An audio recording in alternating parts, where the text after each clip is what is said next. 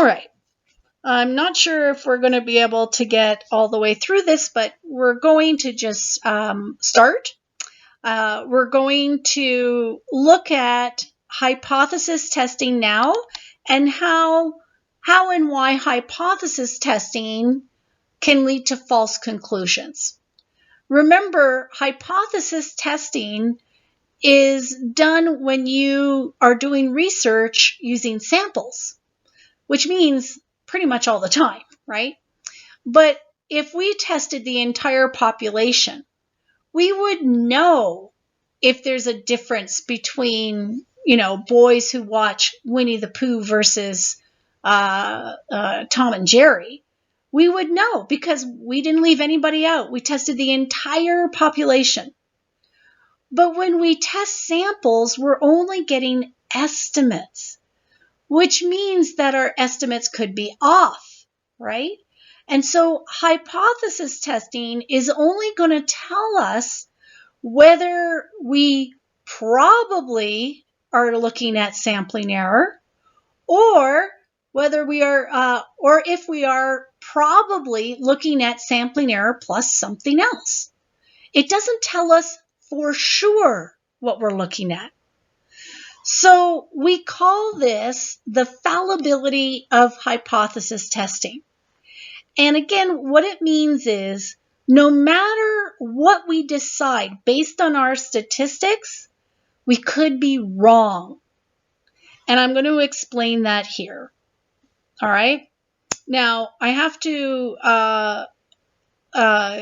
explain these headers before we look at what's inside the cells here. So let's pretend, and we do have to pretend here, let's pretend we know for a fact HO is true in reality, and we know for a fact HO is false in reality. If HO is true in reality, it means there really is nothing there, okay? So whatever you're studying, if we know HO is true, we know nothing is there.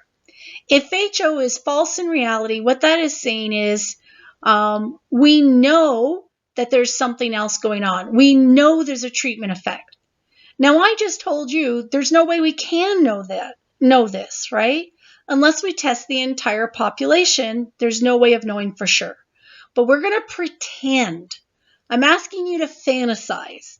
So in stats land, we're fantasizing. We're saying, well, let's pretend we could know if HO is true or false. Okay, so those are the headings here. Now, down here we have the results of our statistical test, our inferential statistics. So this inferential or statistical test or hypothesis test is either going to tell you to retain HO, okay, based on a criteria that we'll learn about later. Your stats are either going to come out saying, hey, you better keep HO, or your stats are going to tell you to reject HO. Okay, so it's one or the other. It can't be both. Either you're going to keep with HO or you're going to reject it. All right, now let's look at what conclusions we would come to for each of these four cells. So this first one, let's pretend HO is true and your stats tell you to keep HO. Now think about it. Keeping HO means you are keeping the truth. So that's very obviously a correct decision. Yes, if it's true, you should be keeping it. So yay, chalk this up, put a check mark here. This is a good thing. But look at this. What if your statistics are telling you to keep HO, so retain HO, but HO is false in reality? All right. Again, you don't know, but let's say that we could know. So we know, but not the person doing the research, okay? So we know HO is false, but the person doing the research is going to retain HO because that's what the statistics are telling them, right? The statistics are telling them to keep HO, so that's what they do. And then you and I know HO was false in reality. They have just made a mistake, right? If HO is false, should they have kept it? No, if HO is false, you should be rejecting the falsehood. But again, they made a mistake. We're not going to blame them. We're not going to say, how dare you? They were going by what their statistics told them to do. And their statistics said, keep HO, retain it. Okay? Only we know HO is false. So they just kept a false HO. That's called a type 2 error. What about down here? Here, your statistics are saying reject HO. But let's pretend HO is true in reality. What would you have done? You've rejected the truth. HO is true, and yet you rejected it. That is called a type 1 error. All right, so we've got two different types of errors, and you have to know what each one refers to. So a type 1 error is when you are rejecting HO. In other words, you're saying that there's something else going on. You're saying that your results are significant, but in reality, there was nothing there. Null, nada, nothing. Okay, so that's called a type 1 error. With a type 2 error, you're retaining HO. So you're saying that all you have is sampling error.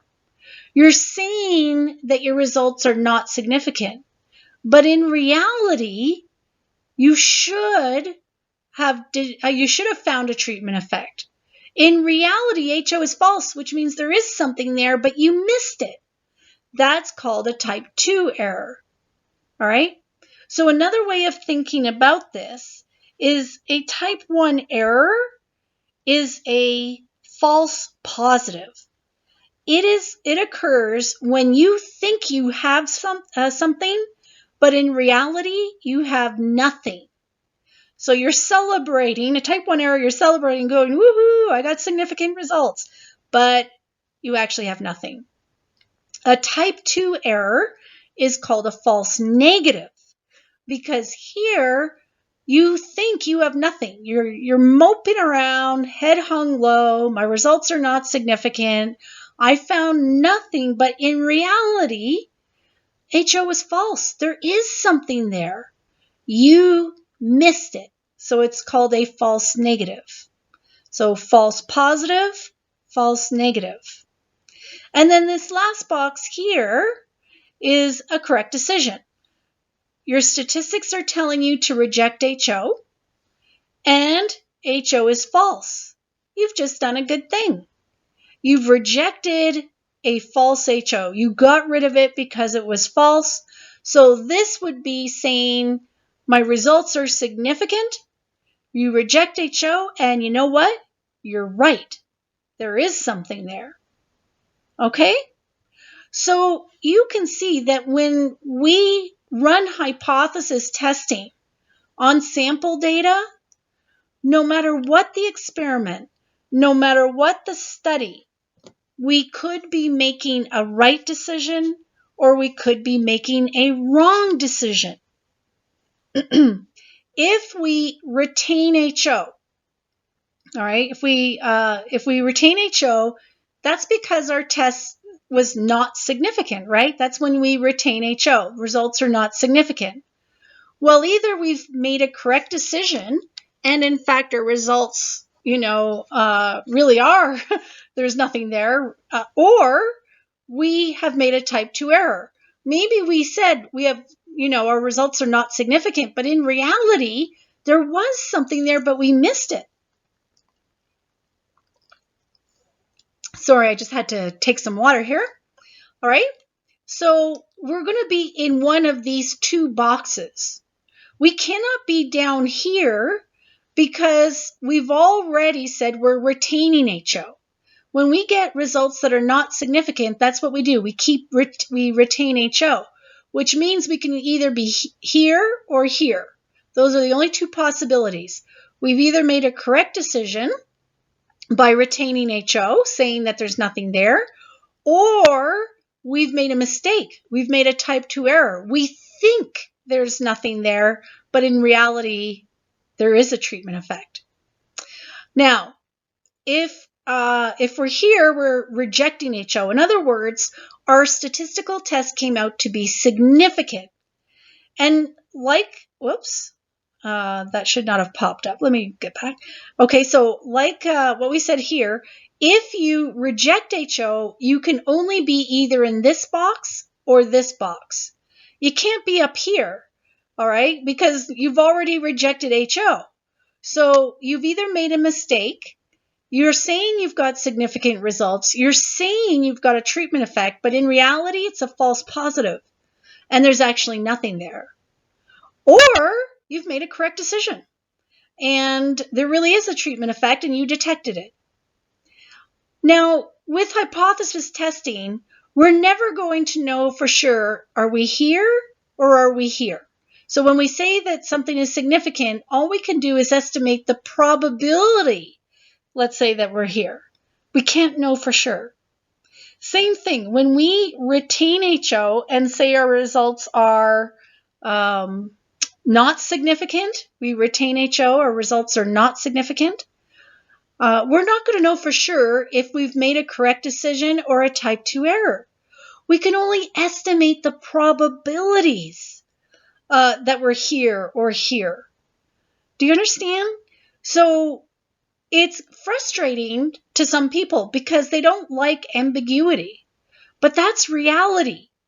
No matter what decision you come to, whether you retain HO or reject HO, you're never going to know for sure if you've made a correct decision or not, unless you go test the entire population.